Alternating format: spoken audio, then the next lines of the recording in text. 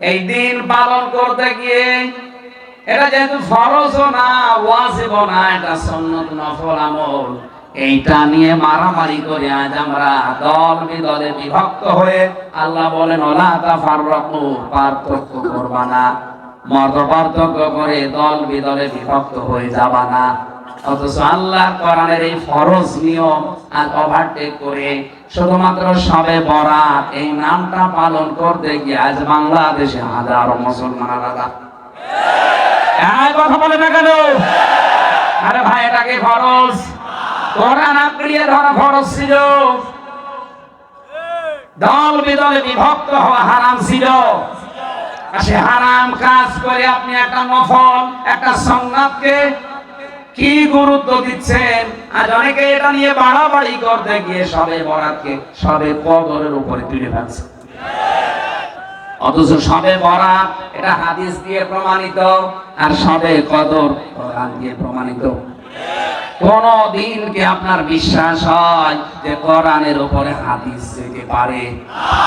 বলেন, শবে কদর যেটা, এটা কোরআন দিয়ে প্রমাণিত। সূরা কদর, ইন্না আনজালনাহু ফি লাইলাতিল কদর, অবশ্যই কোরআনে কারীম আমি আল্লাহ নাযিল করেছি লাইলাতুল কদরে।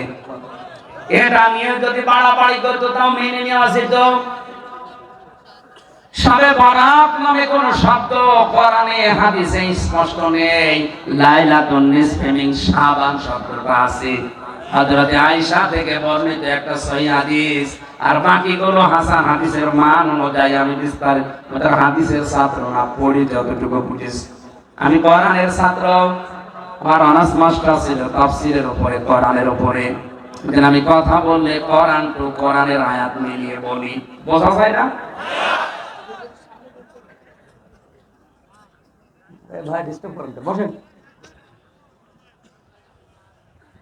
ঢাকাবাসী এখান থেকে একটু খেয়াল করবেন, 15টার উপরে হাদিস আমি দেখতে পেয়েছি সহিহ হাসান এবং গয়রে হাসান বিনহা দুর্বল হাদিসের কিছু আছে, যে যেটা ফরজ না, ওয়াজিব না, এটা নফল ইবাদত। এইটা নিয়ে যদি আপনিকে বাড়াবাড়ি করে শবে কদরের উপরে তুলে ফেলেন, আপনার ঈমান নষ্ট হবে। কারণ এটা হাদিস দ্বারা, ওটা কোরআন দ্বারা। আবার একেবারে অনেকে বের হয়েছে ছাড়া ছাড়ি করতে করতে একেবারে গুরুত্বহীন বানিয়ে দিয়েছে। না, এটাও ঠিক না, কারণ এটা হাদিস দ্বারা প্রমাণিত, এর একটা গুরুত্ব আছে। হযরত আয়েশা বলেন, গভীর রজনীতে ঘুম থেকে উঠে দেখি বিশ্বনবী আমার পাশে নেই। এদিক ওদিকে তাকিয়ে দেখি নবীজি কই, পাই না। খোঁজ করতে গিয়ে দেখি পাশেই বান্নাতুল বাকিতে উনি হাত অঝর নয়নে কাঁদছে। ডাক দিয়ে বললাম, হে রাসূল, আপনি কাঁদেন কেন? আল্লাহর নবী বলেন, আয়েশা তুমি কি জানো আজকে কোন রাত? হযরত আয়েশা বলেন, আল্লাহ এবং তার রাসূল ভালো জানি। নবীজি বললেন, আজকে লাইলাতুন নিসফি মিন শাবান, এটা শাবানের মধ্য রজনী। মহান আল্লাহ এই রাতে কয়েকটা ঘোষণা আমি প্রথম আসমানে চলে এসেছে। আল্লাহ পাক এক নম্বরে ঘোষণা দিচ্ছে, তিনি তার যত ইবাদত আছে, বান্দা আছে, তাদেরকে তিনি মাফ করে দেবেন, কিন্তু দুইটা গুণ যাদের ভেতরে আছে স্পেশাল ভাবে তাদের মাফ করবেন না। এর দ্বিতীয় হাদিসে আমি পেয়েছি, যাদের ভেতরে 5টা গুণ আছে তাদেরকেও মাফ করবে না। 3 নম্বরের হাদিসে এসেছে, যাদের ভেতরে 7টা গুণ আছে তারাও এই রাতে ক্ষমা পাবে না। এখন আমাদের শিক্ষা নেওয়ার বিষয় ছিল এই শবে বরাত বলেন আর লাইলাতুন নিসফি মিন শাবান বলেন, এখান থেকে শিক্ষার বিষয় ছিল এই রাতে যদি এই 7 প্রকার মানুষ এখানে থাকেন, কালকের দিন পরে যেহেতু আসবে, তাহলে এখনই আমরা পরিবর্তন সংশোধন হয়ে যাব, আমরা যেন এই রাতে মাপ পেয়ে যাই। শাবান মাসের সবচেয়ে বড় ইবাদত হচ্ছে রোজা রাখা। নবীজি নিজে রোজা রাখতেন, হযরত আয়েশা থেকে বর্ণিত, তিনি বলেন বিশ্বনবী শাবান মাস আসলে এত বেশি রোজা রাখতেন মনে হতো রমজান এসে পড়েছে। আমাদের এই আমলের খোঁজ নেই, হালুয়া রুটি খুঁজতেছে। তাহলে শবে বরাত বলেন, লাইলাতুন নিসফি মিন শাবান বলেন, এটা পালন করার উত্তম পদ্ধতি আপনাকে রোজা রাখা লাগবে সামর্থ্য অনুযায়ী। একবার বলেন না কেন রোজা রাখা লাগবে? ফামান শাহিদা মিনকুম আশ-শাহরা ফালিয়াসুমহু। আল্লাহ পাক বলেন, এই মাসের পরে যে মাস আসছে তার নাম রমজান, আর ওই মাস যদি কেউ পেয়ে যায় সে যেন অবশ্যই রোজা রাখে। এই কারণে শাবান আর রজব এটা রমজানের ট্রেনিং। আপনি মাসে বেশি বেশি রোজা রাখেন, এইটা সুন্নাত। শুধু হালিয়া রুটি খেয়ে সারা রাত জেগে গল্প গুজব করে সময় নষ্ট করার নাম লাইলাতুন নিসফি মিন শাবান না। আপনি কান্নাকাটি করতে পারেন রাতে, নফল ইবাদতের ভেতরে নামাজ পড়তে পারেন, নির্ধারিত না যে 12 রাকাত 16 রাকাত 22 রাকাত পড়তে হবে না।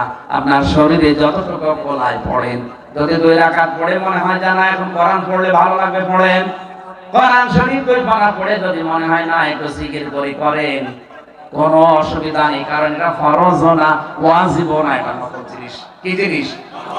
এরপরও যদি নিরসন না কাটে আমি জানবো যে আপনার কপালের দোষ।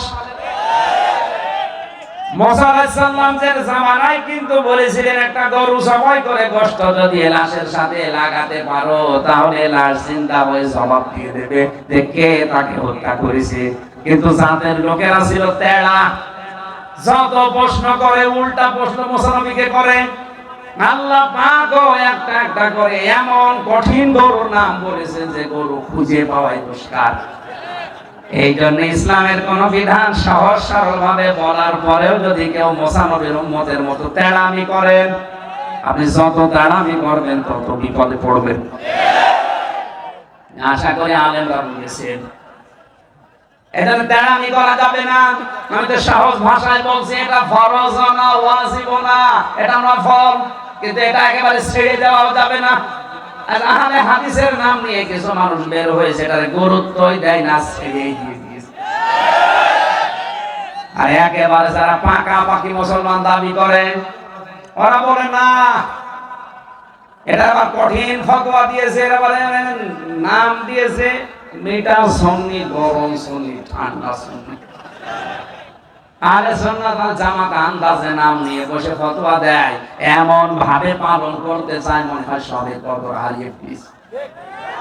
এই জন্য বানাবানি হবে না, ছাড়াছাড়ি হবে না। আমাদেরকে আল্লাহ বানিয়েছে উম্মাতান ওয়াসাতান, মধ্যমপন্থী। এখন হবে না কেন?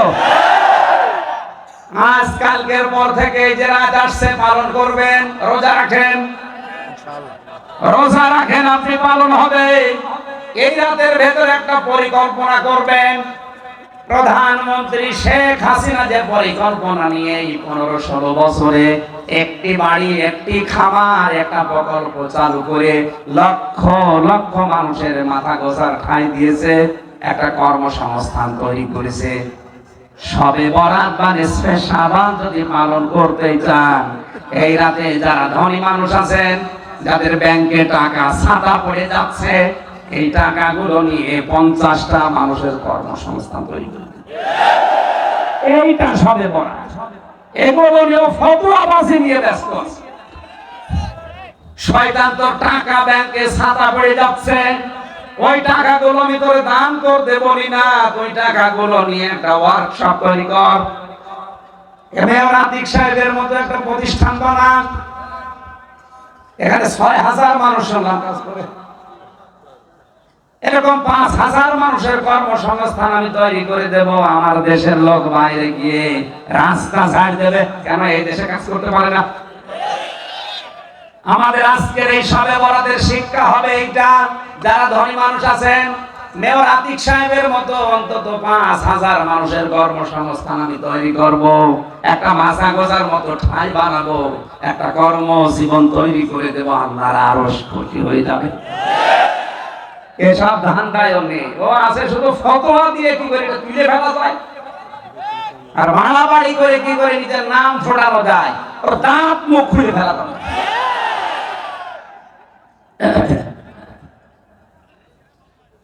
কোরআন শরীফ আদবটুকু বুঝেছি আমি।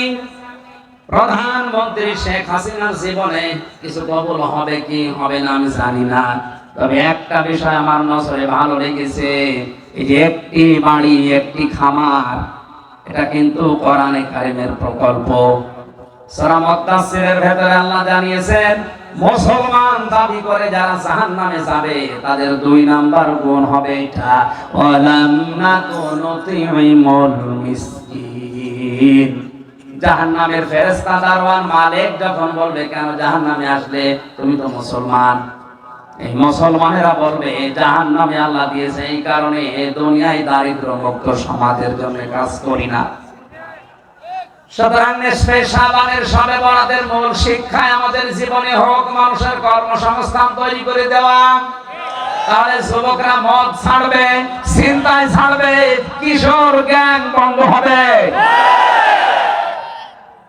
আশা করছি যারা দায়িত্বে আছেন, যাদের টাকা হাতে আছে, অর্থ হাতে আছে, এই কাজগুলো করেন। আপনি নামাজ পড়ে রোজা রেখে আল্লাহকে যত না খুশি করতে পারবেন, তার চাইতে সমাজ ব্যবস্থায় যদি মানুষের কর্মসংস্থান তৈরি করে অপরাধমূলক কাজগুলো বন্ধ করতে পারেন, আল্লাহর আরো সব বেশি খুশি হবে। একজন সাহাবী এসে বলে, হে নবী, আমি কিছুই খাইনি, আজ প্রায় সারাদিন হয়ে গেল, আমারে কিছু দেন।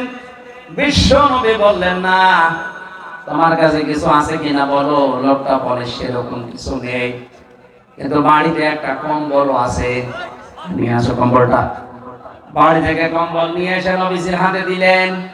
আল্লাহর নবী নিজে কম্বলটা হাতের উপরে তুলে বললেন, এটা আমি নিলামে তুলে দিলাম, কেউ কি কিনতে রাজি আছো? এক সাহাবী 2 দিরহামে কিনে নিল। নবীজি 1 দিরহাম তার হাতে দিয়ে বললেন, খাবার কিনে খাবার খাও, শরীরের শক্তি যোগাও।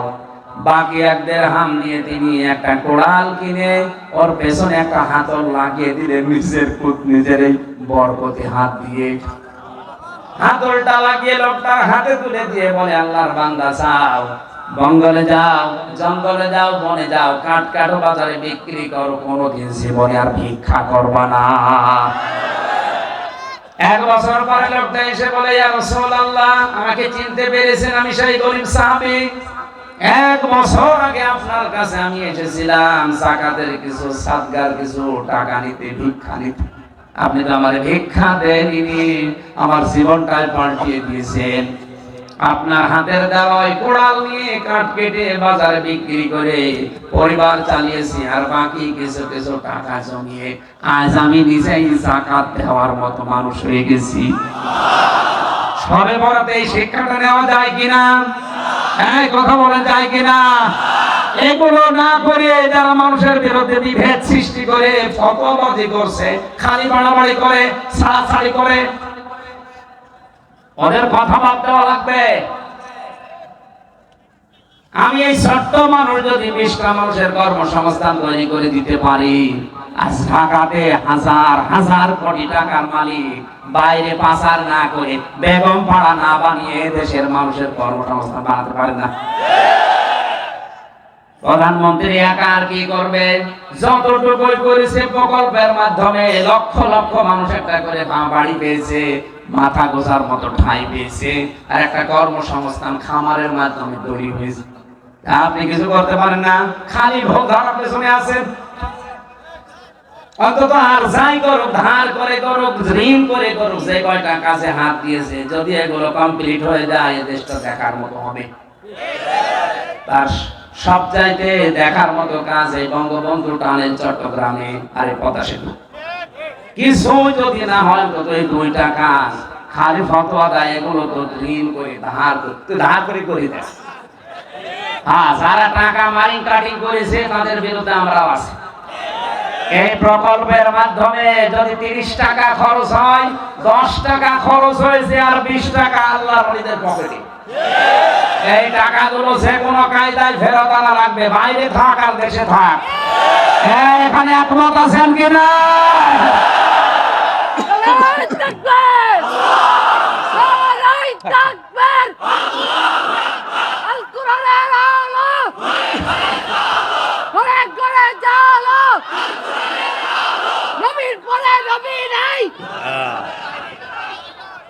আলহামদুলিল্লাহ ভাই,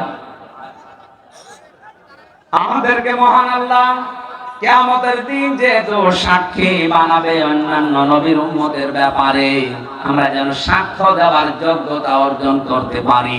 কুনতুম খায়রা উম্মাতিন উখরিজাত লিন-নাস তা'মুরুনা বিল মা'রুফি ওয়া তানহাউনা আনিল মুনকার ওয়া তু'মিনুনা বিল্লাহ। সূরা আলে ইমরান 4 নম্বর পারা 3 নম্বর পৃষ্ঠা 3 নম্বর লাইনের 110 নম্বর আয়াত। এটা তাফসীরে ফি জিলালিল কোরআনে পাবেন। আমি জেলখানায় বসে যতগুলো তাফসীর দেখেছিলাম তার অন্যতম তাফসীরে ফি জিলালিল কোরআন। সাইয়্যিদ কুতুব তিনি জেলখানায় বসে এই কোরআনের তাফসীর লিখেছিলেন। বলেন সুবহানাল্লাহ। উনি এই বন্দী জীবনে থেকে যেটা বুঝতে পেরেছিলেন, আমার এই ছোট্ট 3 বছরের জীবনে আমি যেটা বন্দী জীবনে উপলব্ধি করতে পেরেছি, উনি যেহেতু আরো বেশি দিন জেলে ছিলেন, তাফসীরটাই লিখেছেন জেলে বসে বসে, উনি আরো বেশি উপলব্ধি করেছিলেন। আল্লাহ তাআলা জানিয়েছেন, তোমরা শ্রেষ্ঠ জাতি। তোমরা কি জাতি? তোমাদেরকে আমি মানুষের কল্যাণের জন্য বের করেছি।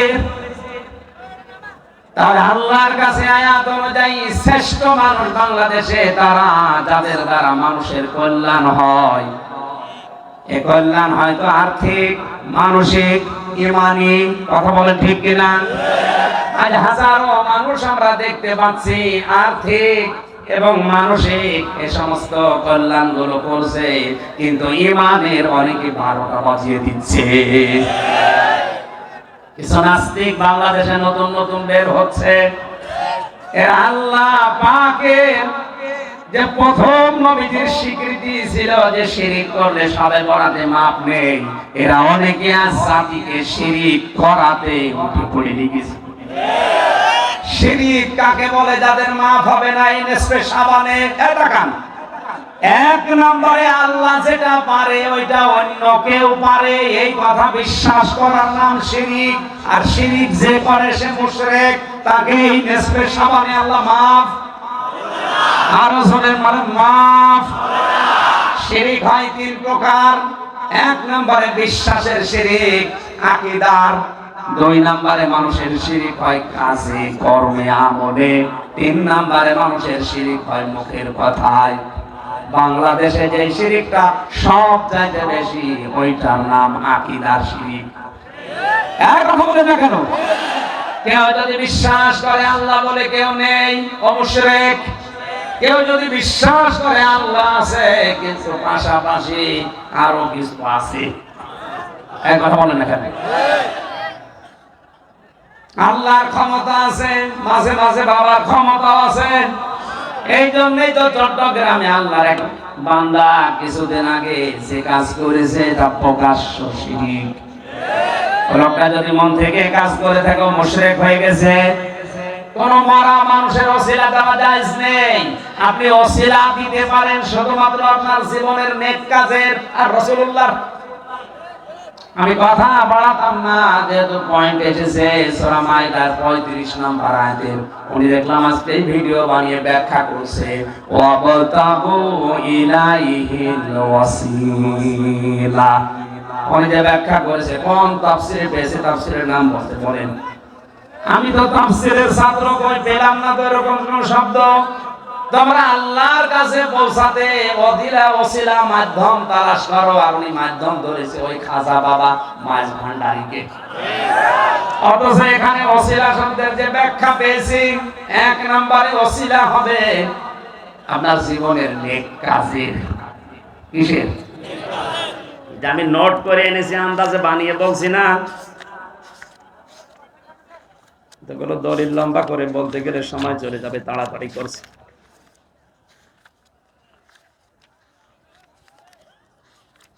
আন্দাজেও তো বলা যাচ্ছে, দেখে দেখে বলতে গেলেও তো সমস্যা।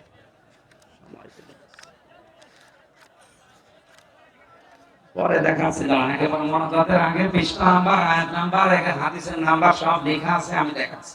আগে পয়েন্টটা শেষ করে নিই। তাহলে বিশ্বাস, এখানে এই আকীদার ভেতরে যে শিরিক আছে, এই শিরিক গুলো থেকে যদি আপনি নিজেকে মুক্ত না করেন, এই সবে বরাতে নিসফে শাবানে মাপ পাবেন? আমলে, আখলাকে এবং কাজ কর্মে শিরিক হচ্ছে আমাদের। 2-3 নম্বরে মানুষের কথার দ্বারা শিরিক হচ্ছে। আমি এক কথায় বলেছিলাম না, শিরিক কারে বলে? আল্লাহ যেটা পারে ওইটা অন্য কেউ পারে, এই বিশ্বাস করার নাম কি? আর এই শিরিক যারা করে তারা মুশরিক। এরা যদি তাওবা না করে মারা যায়, সূরা মায়েদা, এদের জন্য জাহান্নামের আগুন ওয়াজিব। আর এদেরকে আল্লাহ মাফও করবে না। ইন্নাল্লাহা লা ইয়াগফিরু আন ইউশরাকা বিহি, এটা সূরা নিসার ভেতরে আছে। দলিলগুলো লম্বা করা যাচ্ছে না, গলার অবস্থা ভালো না, এখনই গলা ভেঙে গেলে সব মাটি মারা যাবে। 2 নম্বরে যে মানুষগুলো দুনিয়ায় হিংসা করে, এটাতে